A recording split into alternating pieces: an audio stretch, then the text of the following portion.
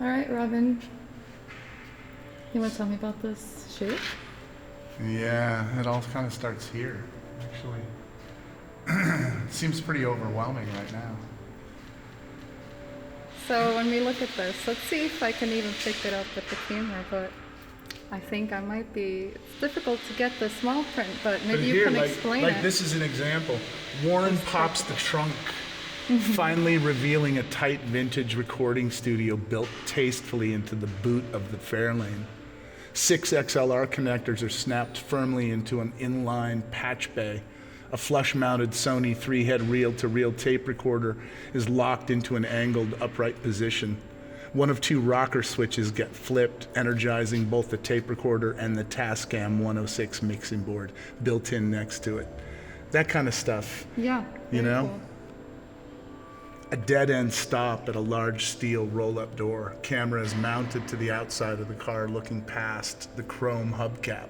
Then the door rises and the Fairlane enters into darkness. You know, we're just trying to, the idea here was that there's a real narrative. Warren, awakens to the promise of possibility through hearing the music, and he's guided by unseen forces. He's got a compass in the car, and the compass tells him where to turn as he's driving. And so he's totally trusting some inner force, and then it leads him to a roll-up door that's closed, and it opens, and he drives out and has this huge impact on this band.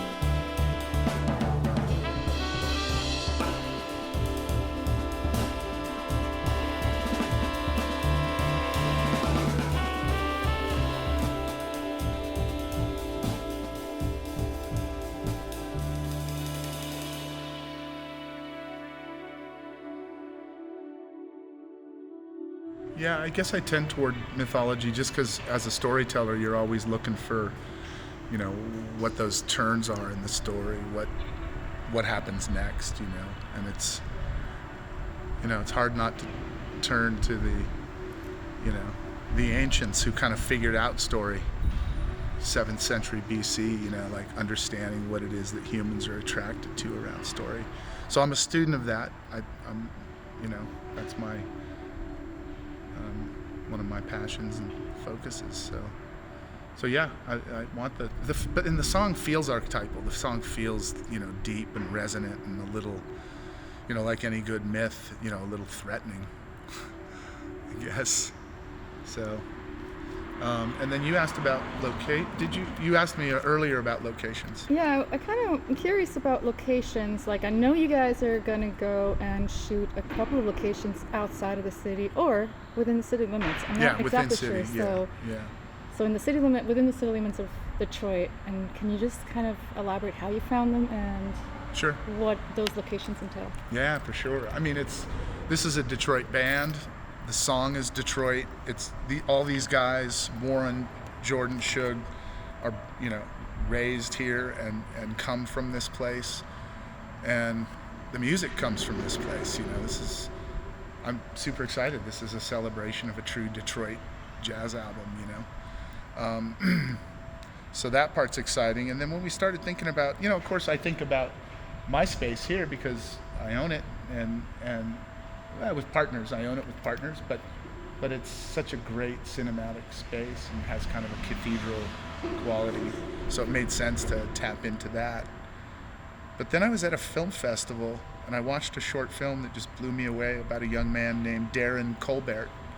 And he grew up in Del Rey in Detroit. And I remembered that place down near Zug Island. It's sort of like epically beautiful in its epic, mess and its epic post-industrial, state of affairs. And I was reminded of that in the film. And so I went up to Darren afterward and asked if he would help me scout locations down in his home neighborhood. And he was so cool and just took me around. And it opened it up visually. We had other ideas in mind, but once I came back from Del Rey, I was like, that's where we're shooting all the exteriors, where Warren's driving through the city and stuff. It just embodies the song more than anything. It just feels right for the song. So that's always kind of what drives me and stuff like this. It's actually a really tender video, you know? It's like the power of somebody taking an interest in what somebody else is doing, and how energizing that is, and how uplifting that is. And then somebody of Warren's ilk. But, you know, Jay and Jordan are no slouches either. These guys have been making music, and they're so moved by Warren's involvement. I just, you know, it's a pretty hard-hitting industrial black and white, you know, freight train of a video. But at its core, there's a tenderness, like what's possible when people pay attention to each other.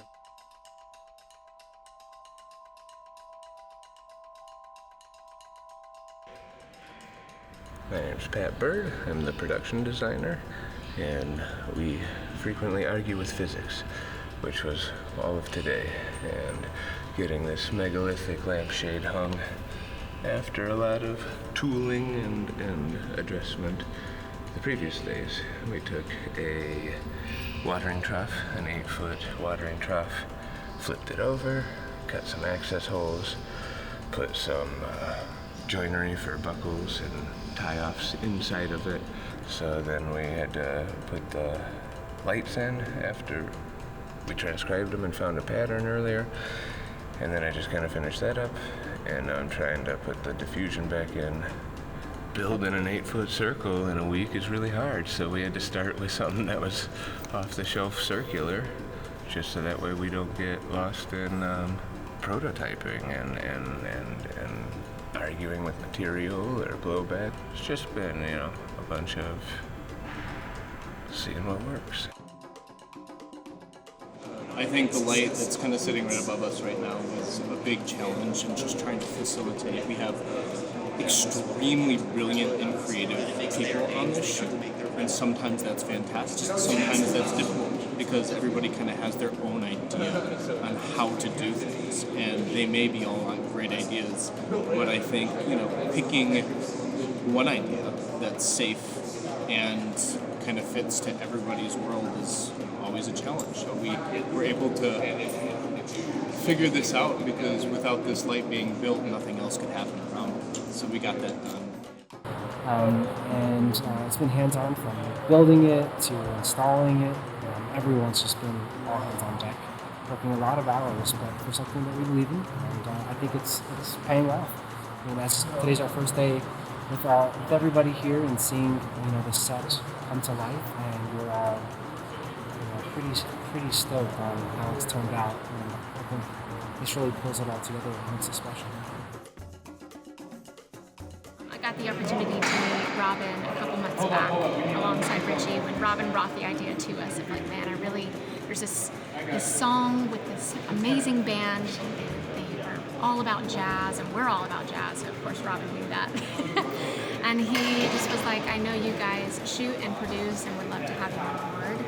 And we just couldn't think of a better way to not only collaborate with Robin, but collaborate with other amazing creatives here in the Detroit metro area. We have a smaller crew, so anything that needs to be moved, I'm kind of helping with that. But my main responsibility is making sure that when we're ready to roll, I'm sitting in front of the monitor, paying attention to what's happening. So. We got our schedules underway. Jack and I are taking a look at that between tomorrow and tonight, making sure that we are moving on time, that we're not spending any more money because our budget is limited. You know, just making sure that everything is taken care of, from the crew to meals, water, bathroom, safety things, all that good stuff. A lot of shifting parts. Really, I just love putting things together for people, looking at those final details, making sure that the collars are in place and there's no wrinkles or anything distracting. You know, I keep my eyes focused on the tiny things, because at the end of the day, those things really end up jumping on screen. But I think all the looks really came together already in pre-production, so I'm just like waiting to see all of them together in the looks at once, because we shot and coordinated each look separately. So I'm ready to see, the whole thing in one spot.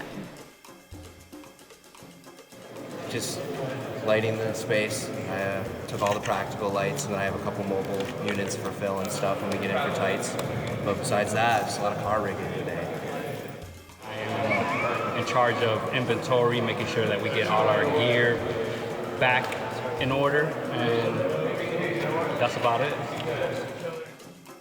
It's a very interesting set. The way that has all come together, from all the lightings to just clearing out the space and making sure that the lights are right for the set.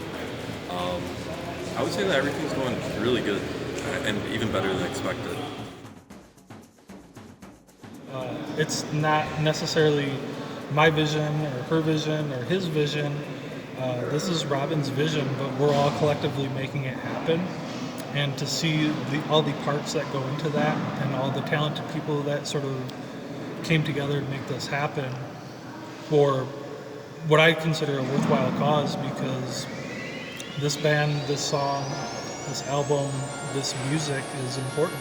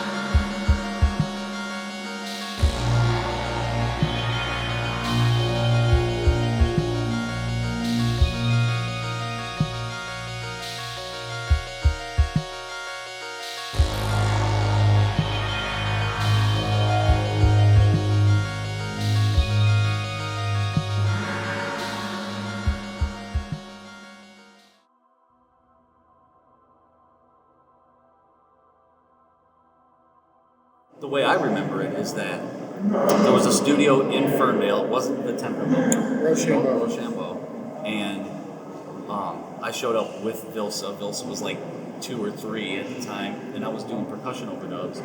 You were on bass, and we were the first ones there. It was the 3 of us. Did that sound familiar at all? Vilsa being there and stuff. Vilsa was with me, like gongs and stuff. And somehow Prefab Sprout came up. I remember that. And we started talking about Prefab Sprout. That's the conversation where I was like, oh, this guy is open. He's open to things. Yeah. He likes to listen to all kinds of music. It's like when you're a teenager and someone says they like Steely Dan, you're like, yeah. Oh, we have something we can talk about. Yeah, like here we are playing some dark country, but we also, there's a whole other side of it that was like instantly piqued my interest. Nobody probably talked about the name of the track, so I'll give you some context for that. Yeah, please. So we've only played one live gig, and at the time of playing the gig, this was in December, we had only 4 songs written at the time. So about 70% of the record. None of the songs had names. We had just been calling everything Idea 1, 2, 3, 4. And we were doing a sound check at the venue, which is Trinasos, which is just 2 miles on the other side of the freeway from here. And the opening act for that night was Kathy Leeson. She had a friend of hers from LA in town, and after we did a sound check, we sound checked to this song, which was Idea 3. And we were taking a break after the sound check, just waiting for doors were open, waiting for people to arrive, and he came and sat with us, with me and Jordan for a minute, and he was just like, what is that song? Is that going to be on an album? Like, what's the deal? That was just, he really was blown away by the song.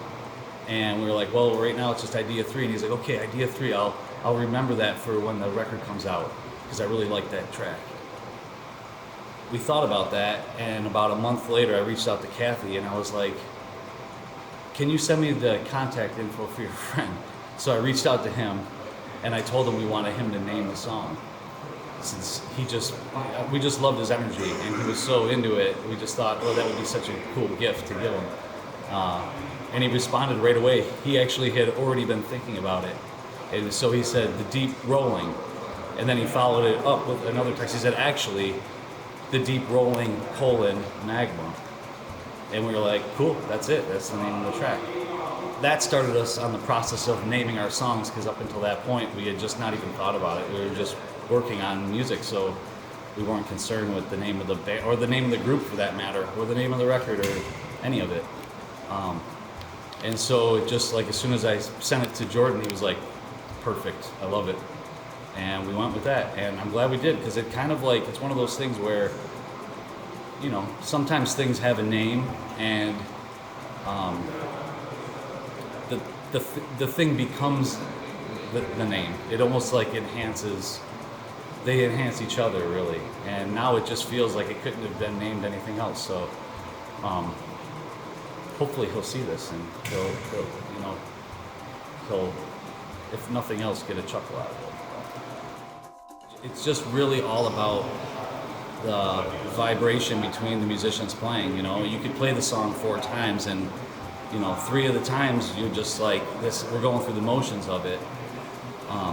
But then there's something magical that happens that doesn't really have a term. It's just everybody's on and into it and feeling it. And with this song, with Jake being the soloist, it's just like that really does, bring it, especially at that moment. That's when everything kind of like really draws together during that, because it's powerful, and he, plays with such virtuosity is not even the word, but he just has it's just powerful, it's like it comes from somewhere else. So that, I think that everybody responds to that.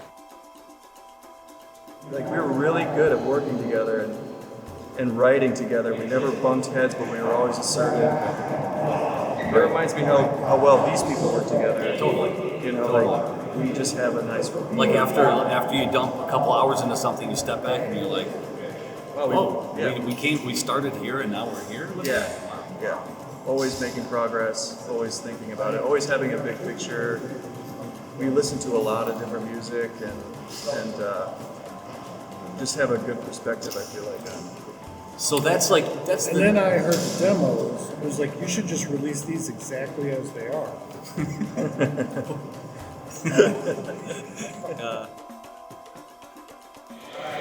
I've been playing with Rowe for a couple years now. We're thick as thieves. We are constantly writing and talking about music and working together. Not just this, but just sending each other records, talking, listening to music, constantly. We wrote this song together.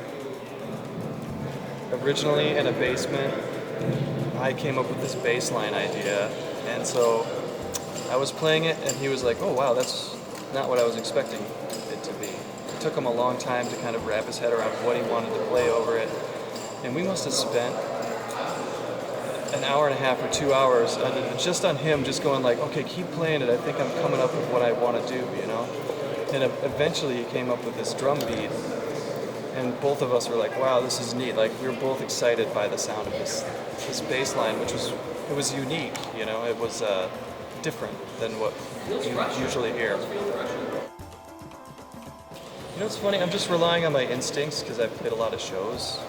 I've been playing shows since I was 20 or 21, and I'm 41 now, so 20 years of just being on stage, and I know that a lot of it has to do with what you do with your eyes, where your energy is with your eyes. If somebody's like looking down, that's a certain type of energy. If someone's looking up, that's a whole other kind of energy. And if somebody is doing something and you look at them, you're giving them your energy.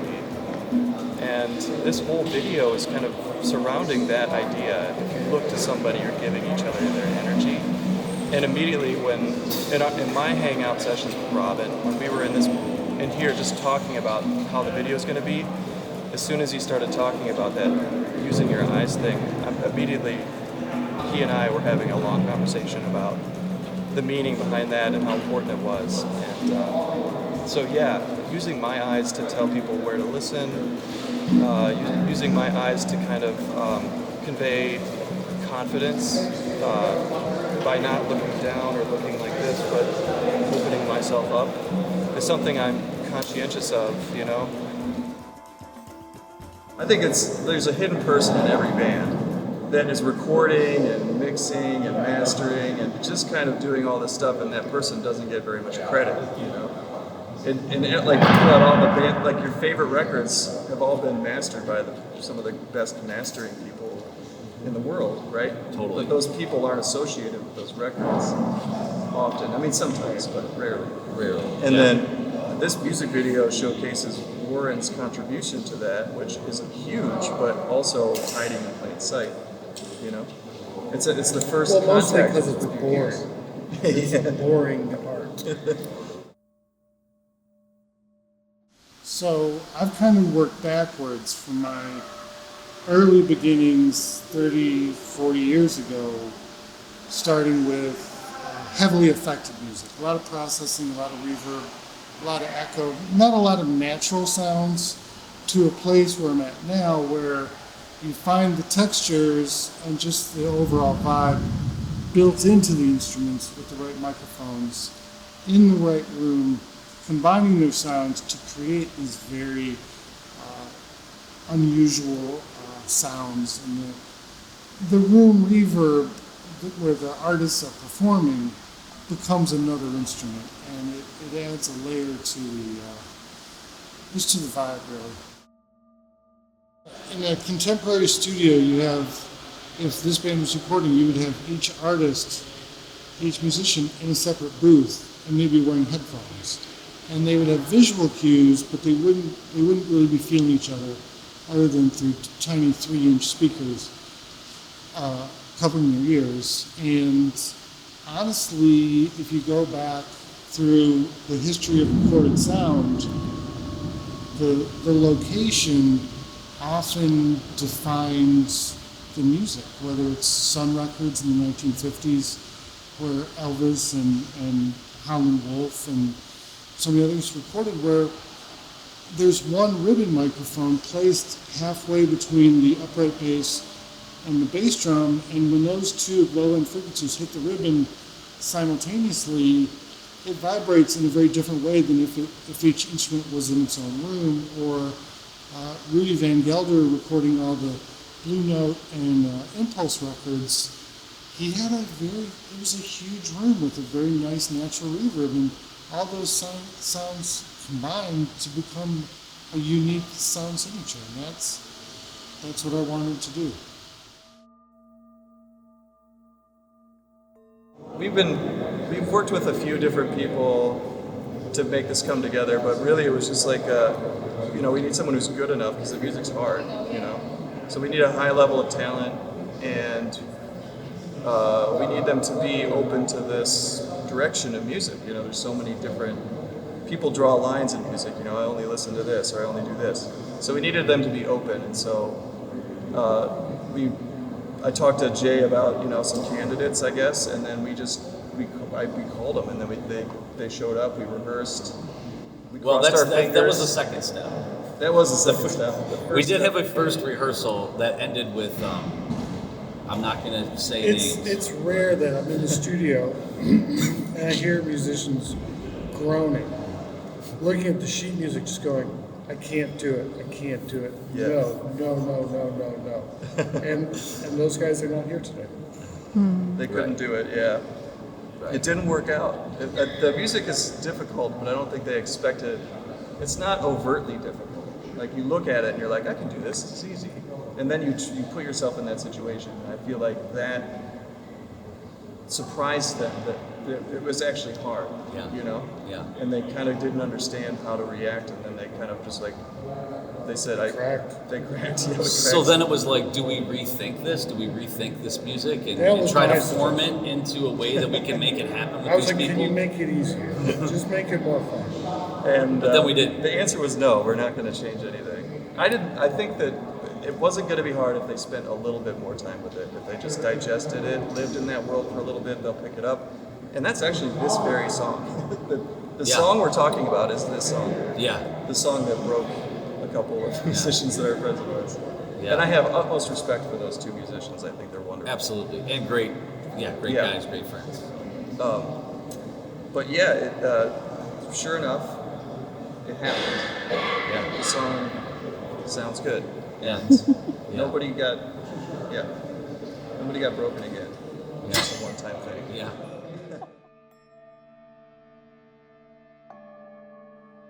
It turned out to be something that just fell into my lap, but is really one of the coolest things I'm doing right now. Like, this is something I would pursue, but it ended up just falling into my lap. And one thing I really appreciate about how Jay and Jordan are handling this project is that a lot of people in music, at least in like the local music scene, will approach things, well, even, on any scale in the music industry, will approach things based on what do people want to hear. But Jordan and Jay believe in what they're doing so much that they know that they're going to make people want to hear what they're doing. And I think that's an energy that's contagious as far as the whole project goes, because even though it's very orchestrated music and I'm reading off sheet music when I'm playing on the tracks and stuff, I still feel like I'm able to express myself more so than in other situations where I'm trying to do what other people are expecting. It's a nice thing for somebody to come in and have the music already be established, and you're just adding another layer to it, So, yeah, the hard work has already been done. I get to come in and just have fun, and that's probably why everyone keeps saying I'm cheesing the whole time, smiling.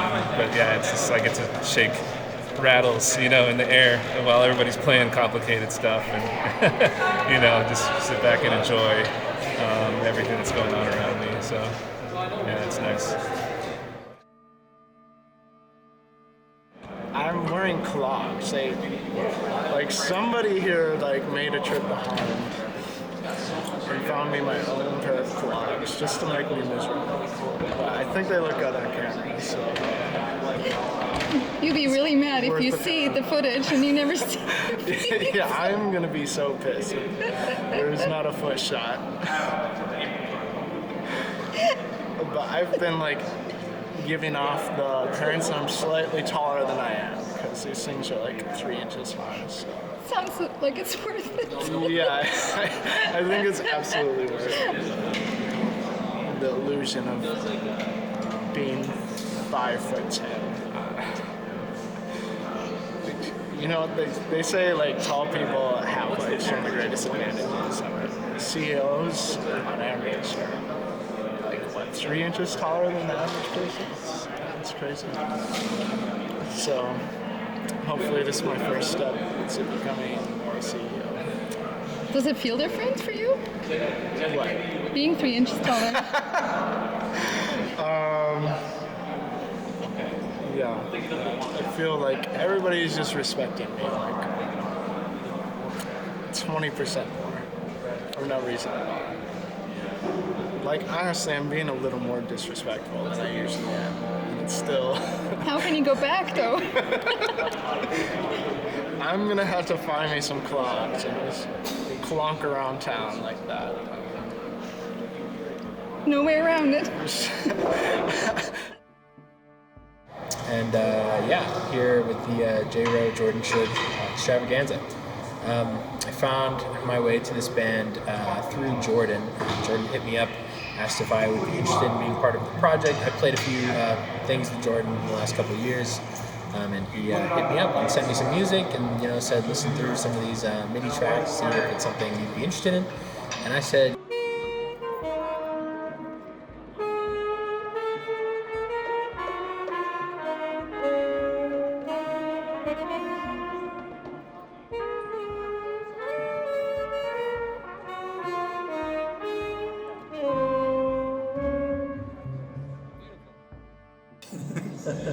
Demos.